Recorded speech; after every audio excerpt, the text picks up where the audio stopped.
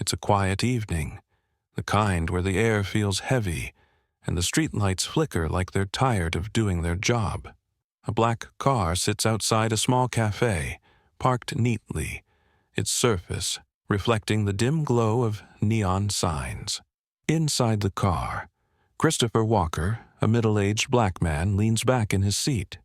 He checks his watch, then glances toward the cafe. His suit is crisp, his shoes polished, and there's something about the way he carries himself, calm, unbothered, like he belongs anywhere he chooses to be. That's when Officer Darren Cole spots him. Darren is a white cop in his 40s, the kind who believes in gut feelings. And right now, his gut is telling him this man doesn't belong here. Something about the way he's just sitting there, too relaxed, too sure of himself. Darren pulls up behind the car, flips on his lights, and steps out. His hand rests near his holster as he approaches. "Hey there, buddy. What are you up to?"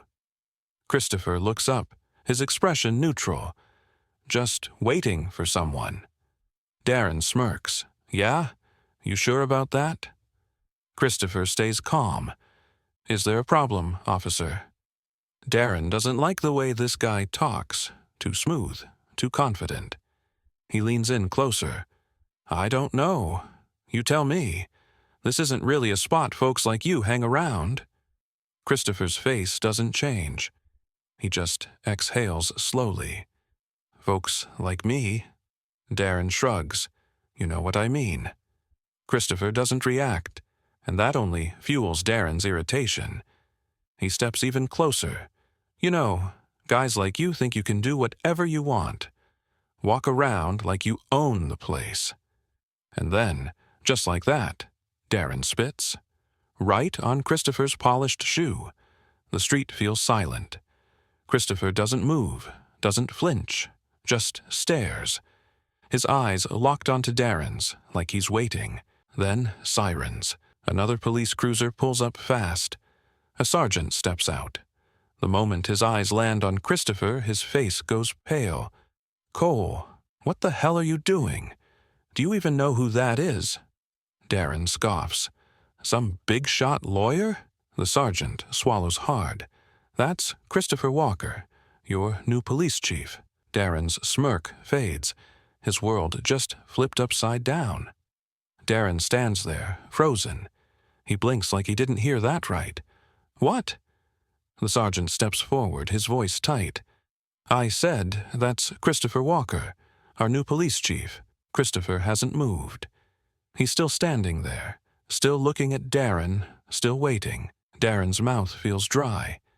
He glances at Christopher's suit, the expensive watch on his wrist, the polished car behind him. His mind scrambles for something, anything, to explain what had just happened. But there's nothing. Christopher exhales slowly. His voice, when he speaks, is calm, too calm. "Officer Cole, report to my office first thing tomorrow morning." Darren stiffens. The way he says it, like it's already decided, sends a chill down his spine. The sergeant looks at him, eyes warning him not to say another word. Darren clenches his jaw. The urge to push back, to argue, to fight against the weight pressing down on him, it's there. But he doesn't. He can't. Because he already knows. This isn't something he can talk his way out of. Christopher wipes his shoe off with a handkerchief, folds it neatly, and places it back in his pocket. He looks at Darren one last time. "See you in the morning." Then he turns and walks away. Darren doesn't move. Not even when the sergeant shakes his head and mutters, "You really screwed up this time, Cole." He just stands there, watching Christopher disappear into the cafe. Everything in his world just changed. The next morning, Darren walks into the precinct feeling the weight of 1,000 eyes on him. The whispers are everywhere. Did you hear what he did? Right in his face? Man's got no clue who he was messing with. His stomach twists. He's never been the kind of guy to care what people think. But this is different. He steps into the chief's office. Christopher is sitting behind the desk, flipping through a file. His suit is crisp, his posture relaxed, like he's been here forever. He doesn't look up. Close the door. Darren does. His hands curl into fists at his sides. Christopher finally looks up. His eyes are steady, calculated. "So," he says, tapping a pen against the file. "Tell me, Officer Cole, why did you stop me last night?" Darren shifts in his seat. "You looked out of place." Christopher leans forward. "Out of place," he repeats. "And what exactly does that mean?" Darren swallows. His face is burning. "I don't know. You just didn't seem like you belonged there." Christopher's expression doesn't change. He just nods slowly, like he expected that answer. "And that was enough reason to pull me over?" Darren doesn't answer. Christopher flips open the file. "You've been in this department for 16 years. That's a long time, Officer Cole." Darren stays quiet. Christopher scans the paper. Excessive stops, multiple complaints, unresolved disciplinary reports. He looks up. "You've been protected for a long time, haven't you?" Darren stiffens. Christopher leans back, crossing his hands over his stomach. "Tell me something, Officer Cole. Do you think what you did last night was right?" Darren finally snaps. His fists slam onto the table. "Look, I didn't know who you were, okay? I thought you were just some guy sitting around where he shouldn't be. How was I supposed to know?" Christopher cuts him off. His voice is still calm. "That's the problem, isn't it?" Silence. Darren clenches his jaw. His hands curl into fists. Christopher watches him for a long moment. Then he sighs and sets the file aside. "You're expecting me to fire you." Darren doesn't say anything. But yeah, that's what he thought would happen. Christopher shakes his head. "That'd be too easy." Darren frowns. "What?" "I'm not going to fire you," Christopher says. "Not yet." Darren's stomach twists. Instead of relief, he feels something worse.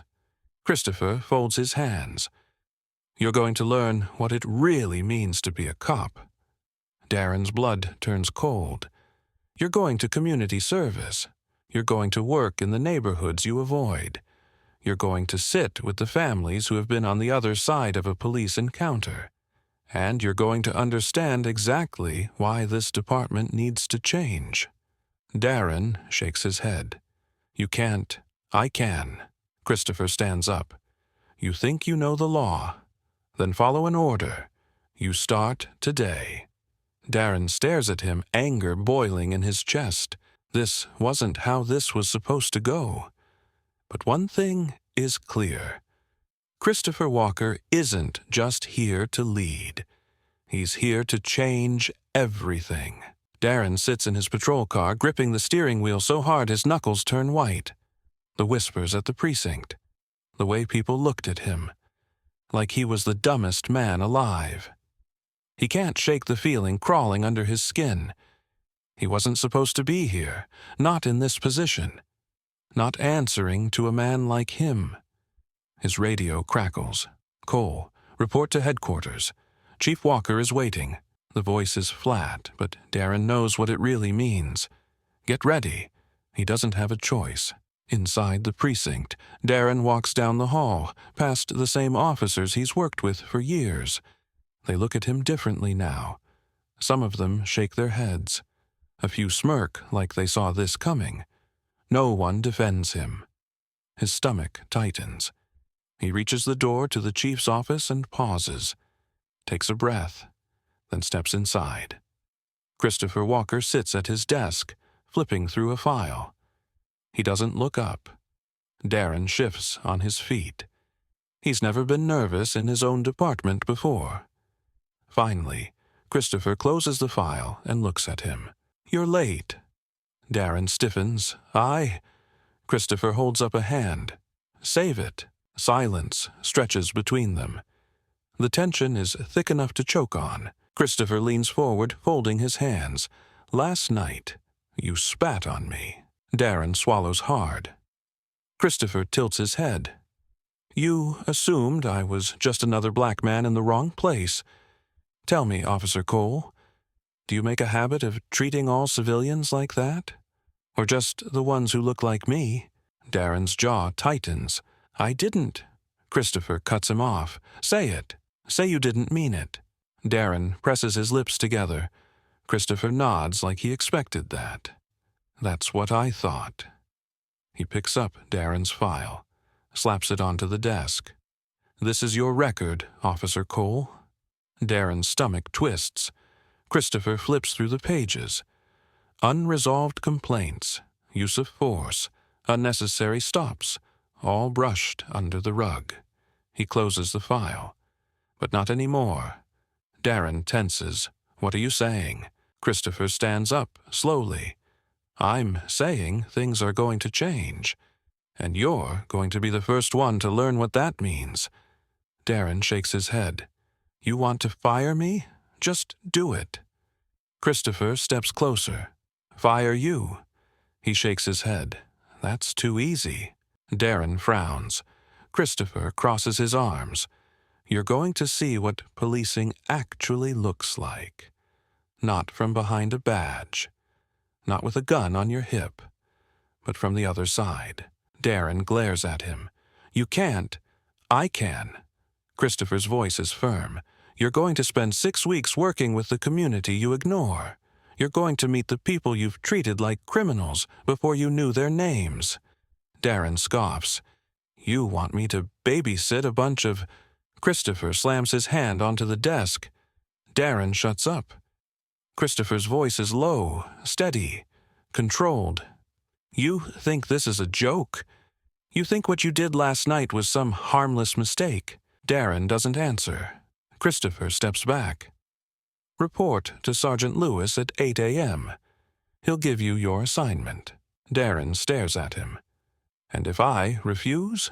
Christopher's smile is cold. Then I'll make sure you never wear a badge again. Darren grits his teeth. His fists clench at his sides, but he doesn't argue. He turns, storms out. Christopher watches him go. He doesn't smile, because this isn't about revenge. It's about making sure it never happens again. Darren sits in his car outside the precinct, gripping the steering wheel so tight his knuckles turn white. 6 weeks of this? Community service? Humiliation? The whispers, the smirks, the side glances. He heard them all the moment he walked in this morning. He wasn't just another cop anymore. He was the cop who spat on the chief. And now, everyone knew it. The next morning, Darren pulls up outside a community center. The building is small, old, and weathered. A faded mural on the side shows kids holding hands, smiling. The paint is chipping. Across the street, people are out early. Kids playing basketball on a court with bent rims. A woman carrying groceries. An old man fixing a broken fence. It's not what Darren expected. When people talked about this neighborhood, they called it dangerous. He had imagined something different, something worse. He takes a deep breath, then steps out of the car. The second his boots hit the pavement, eyes turn toward him. Some people stop what they're doing. Others don't even bother looking. But Darren feels it. They know who he is. They know what he did. Sergeant Lewis steps up to him. Lewis is a tall, broad-shouldered black man with years of experience. His eyes scan Darren like he's reading a book he's already finished. "You're late," Lewis says. Darren stiffens. Save it." Lewis crosses his arms. "You're here to learn. So let's start." He turns toward the center. "See all these people? You probably pulled some of them over before. Maybe gave them a hard time. Maybe didn't even notice them." Darren's jaw tightens, but he doesn't respond. Lewis sighs. "Tell me, Cole, what do you actually know about this place?" Darren shrugs. "I know it's high crime." Lewis laughs, shakes his head. "That's what you guys always say. But tell me this, have you ever asked why?" Darren frowns. What? Why do you think crime happens? Lewis asks, stepping closer.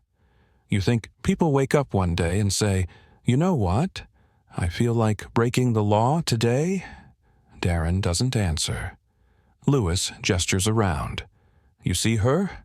He points at the woman carrying groceries. She works 2 jobs, still barely makes rent. You see those kids? Some of them got parents working night shifts, trying to keep food on the table. They don't have a lot, but they have each other. Darren exhales through his nose, uncomfortable. People like you, Lewis continues, look at a neighborhood like this and think, trouble. You don't see the people, just statistics. Darren folds his arms. And what? You're saying poverty makes crime okay? Lewis chuckles. Nah, I'm saying poverty makes people desperate. And desperate people make desperate choices. Darren shakes his head. That's not an excuse. Lewis studies him for a moment, then nods toward the community center. Come on, you're going to meet some people today. Darren hesitates. He hates this. He hates not being in control. But for the first time in his career, he doesn't have a choice. He follows Lewis inside. Darren sits in his car, staring at the cracked windshield, the scratches on the dashboard, the dust settled on the steering wheel. His mind won't stop racing. He can still hear the whispers from this morning, still see the way his fellow officers looked at him. Spit on the chief? He's done. I thought Cole was smarter than that. Even the ones who used to have his back, silent. Nobody's coming to save him. This isn't just some report he can talk his way out of. It's not a warning that'll disappear in a month. This question mark, this is real. And worst of all, he knows it's his own damn fault. The next morning, Darren drags himself to the community center where his 6-week punishment begins. The place isn't what he expected. It's not falling apart. It's not crawling with crime. Instead, it's alive. Kids running around. People unloading supplies. A group of teenagers playing basketball. They laugh. They talk. They live. And they all notice him. A few stop what they're doing. Others keep their distance. But Darren feels it. They know who he is. And worse, they know what he did. Sergeant Lewis steps up beside him, arms crossed. He's been with the department for over 20 years, long enough to know exactly who Darren is. You ready? Lewis asks. Darren exhales through his nose. Not really, Lewis smirks. Good. He gestures toward the building. Follow me. Darren does. They step inside where an older black woman is sorting paperwork at the front desk. She looks up, spots Darren, and her whole face hardens. This him? She asks. Lewis nods. This is him. The woman exhales sharply and leans back in her chair, arms crossed. So, you're the cop who spit on the police chief. Darren clenches his jaw.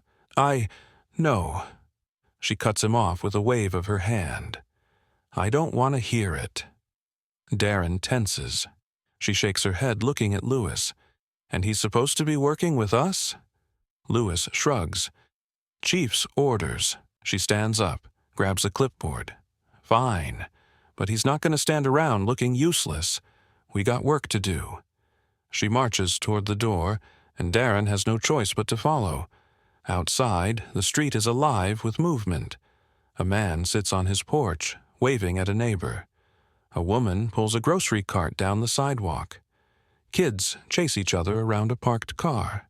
This, the woman says, is the community you think is a problem. Darren folds his arms. I never said that. She stops and looks at him. Really looks at him. You didn't have to. Darren doesn't answer. She points to a small corner market. Let's start here.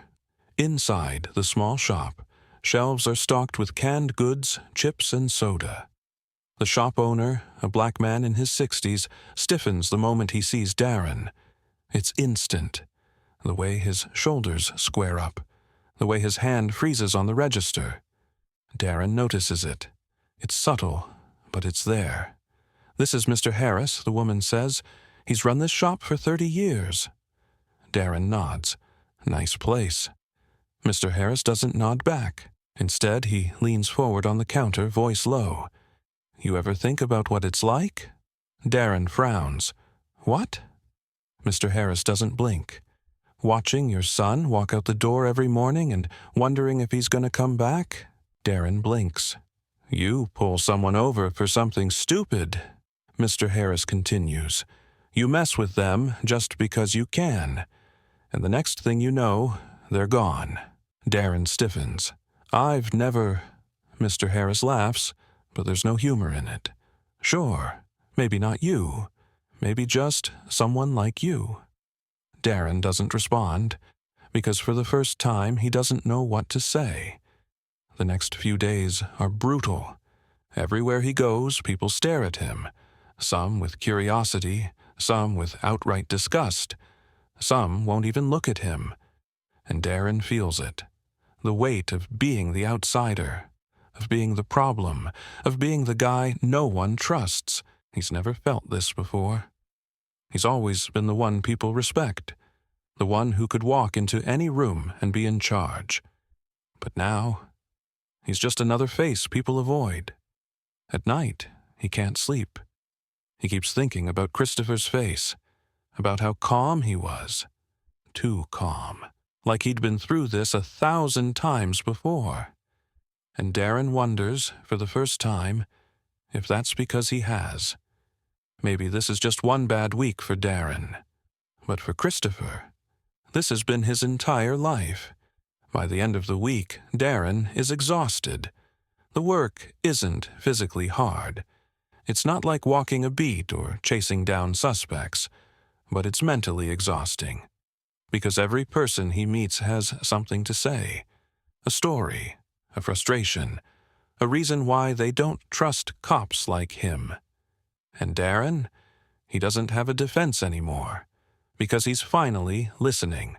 One afternoon, Darren is helping unload food donations when a teenager approaches. It's the same tall kid from the basketball court, the one who muttered something the first day Darren arrived. Now, he stands with his arms crossed. Watching, Darren wipes sweat from his forehead. "You need something?" The kid smirks. "Nah." He nods toward the bags Darren is carrying.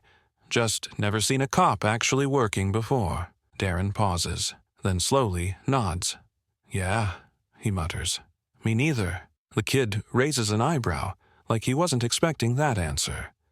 Then he grins, not out of friendliness, but because for the first time, Darren isn't the one in control. That night, Darren lies in bed, staring at the ceiling. His arms ache, his back hurts. But that's not what's keeping him up. It's the voices, Mr. Harris, the woman at the outreach center, the kids in the street, the way they looked at him. Not with fear, not with respect, just with understanding. Like they already knew what it took Darren years to figure out. That this job isn't about power, it's about trust. And right now, Darren doesn't have any. And maybe, for the first time, he's starting to care. Darren stands outside the community center, staring at the worn-down steps leading to the entrance. It's early morning, but the place is already buzzing with movement. Volunteers unloading food donations, kids running past, backpacks slung over their shoulders. He exhales slowly, adjusting the stiff collar of his uniform. Except it's not a uniform anymore. No badge, no gun, no authority, just another guy in a city that doesn't trust him.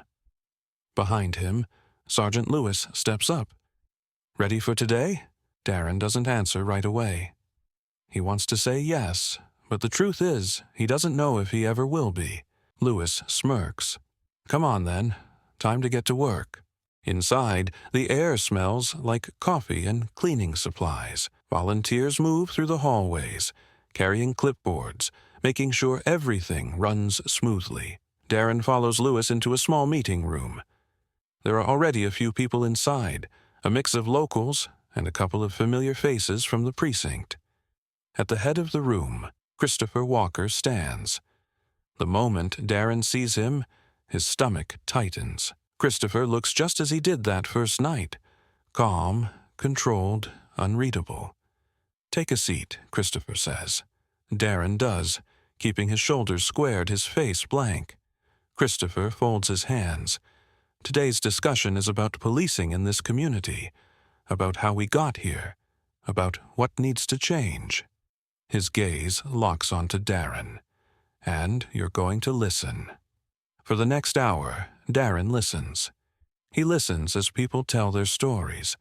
A single mother who had her car searched for looking suspicious on her way home from work. An older man who was handcuffed in front of his grandkids over a misunderstanding. A teenage boy who had a gun pulled on him for reaching into his pocket too fast. Some of the stories make Darren shift uncomfortably, because he's heard these stories before. And he never believed them. Not really. It was always, well, what did they do to get stopped? Or, cops don't just pull people over for no reason. But now, he's seeing their faces, and for the first time, he doesn't have a defense. At one point, an older man leans forward, eyes locked onto Darren. "You ever been afraid of the police, Officer Cole?" he asks. Darren opens his mouth, but the man cuts him off. "No, you haven't, and you never will be." The room goes quiet. The man exhales, shaking his head. "We teach our kids to be polite. Hands on the wheel, no sudden moves. Say, 'Yes, sir,' 'No, sir.'" He lets out a bitter laugh. "But you don't have to teach your kids that, do you?" Darren can't answer, because he knows the truth. Number he doesn't. After the meeting, Darren stands in the hallway, mind spinning. Christopher walks up beside him. "You learning something?" he asks. Darren sighs. "Yeah." Christopher studies him for a moment, then nods. "Good." He starts to walk away. But Darren, for some reason, calls after him. "Why didn't you just fire me?" Christopher pauses, then turns back. "Because firing you wouldn't change anything." Darren frowns. "Then what is this supposed to do?" Christopher steps closer. "This?" He gestures around them. "This is supposed to make you understand." Darren swallows hard. Christopher holds his gaze for a moment longer, then nods once before walking away. Darren stays where he is, because for the first time in his life, he does understand. And he doesn't know what to do with it. Darren stands outside the community center watching the street wake up. Kids run down the sidewalk, their backpacks bouncing.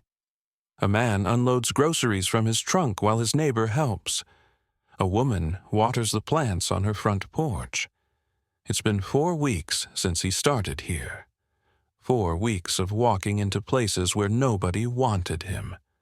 4 weeks of listening instead of talking. 4 weeks of learning that the job he thought he understood wasn't what he thought at all. But today is different. Because today, for the first time, he doesn't feel like an outsider. He feels like he's finally seeing things for what they are. Inside, Darren joins Sergeant Lewis in the break room. Lewis pours himself coffee and leans against the counter. "You look like a man who's finally getting it." Darren exhales. "I don't even know what it is anymore." Lewis smirks. "That's a good start." Darren leans against the counter, arms crossed. "I spent years thinking I knew this job, that I was doing the right thing. But I never once asked myself what right actually looked like for the people on the other side of it." Lewis nods. "And now?" Darren runs a hand over his face. "Now? I don't know. But I know I can't go back to how I used to be." Lewis takes a slow sip of his coffee. "Then don't." Darren scoffs. "You make it sound simple. Lewis chuckles. It is simple, just not easy. That afternoon, Darren is helping organize boxes in the storage room when he hears a commotion outside. He steps onto the sidewalk and sees a heated argument between two teenagers. One of them, the tall kid from the basketball court, is squaring up against another boy, their voices sharp and full of anger. A small crowd forms. Darren's instincts scream at him to step in, to use his voice, to take control, but something stops him. What if he handled it the way he used to? Would they trust him? Would they even listen? Probably not.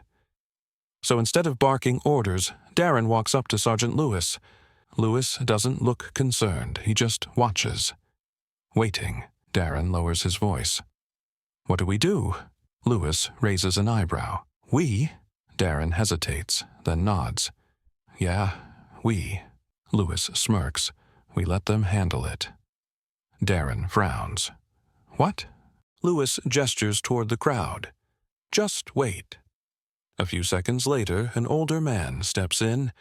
His hair is gray, his face lined with experience. The kids immediately go quiet. The man speaks to them, firm, but not threatening, guiding, not controlling. And just like that, the tension melts away. The fight doesn't happen. Darren watches, stunned. Lewis pats his shoulder. See? Not everything needs a badge and a gun. Darren lets out a slow breath. Guess not. And for the first time, he really believes it. That night, Darren sits alone in his apartment. His phone buzzes. A message from one of his old buddies at the precinct. So, how's your little punishment going? Darren stares at the message. He used to laugh at jokes like this. Now? Now, he just feels tired. He locks his phone and stares out the window. For the first time in his life, he doesn't know what comes next. And maybe, for the first time, he's okay with that. Darren steps into the precinct for the first time in 6 weeks. The place looks the same, but it doesn't feel the same. Or maybe he's the one who's different. Officers nod as he walks past. Some smirk, some look away. Some don't acknowledge him at all. It doesn't matter, because Darren isn't here for them. He's here for himself. He reaches Chief Walker's office, takes a breath, knocks. Christopher's voice comes through the door. Come in. Darren steps inside. Christopher sits at his desk, flipping through paperwork. He doesn't look up. For a few long seconds, the only sound is the ticking of the clock on the wall. Then Christopher sets his pen down, folds his hands, looks directly at Darren. Well, Darren meets his gaze.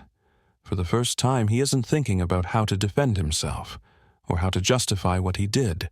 Instead, he just speaks the truth. You were right, Darren says, about everything. Christopher doesn't react. He just waits. Darren exhales. I thought I knew what this job was, what it meant, but I didn't. He shakes his head. Not even close. Christopher studies him. And now? Darren hesitates, then shrugs. Now, I know I have a lot to learn. Silence. Then finally, Christopher nods. Good. A few minutes later, Darren steps out of the office, lighter than he's felt in a long time. As he walks toward the exit, Sergeant Lewis passes by. Lewis stops, smirks. Well? Darren lets out a breath, smiles just a little. He didn't fire me, Lewis chuckles. Didn't think he would.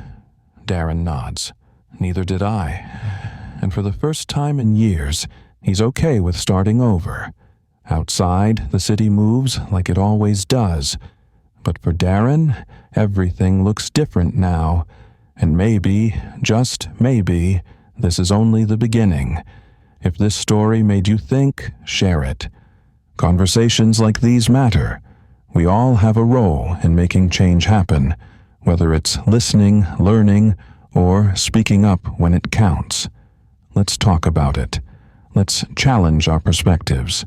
Let's grow. Like, comment, and share if you believe in accountability and the power of change. Subscribe for more eye-opening stories that push us to see the world differently. Change starts with awareness. Are you ready to be part of it?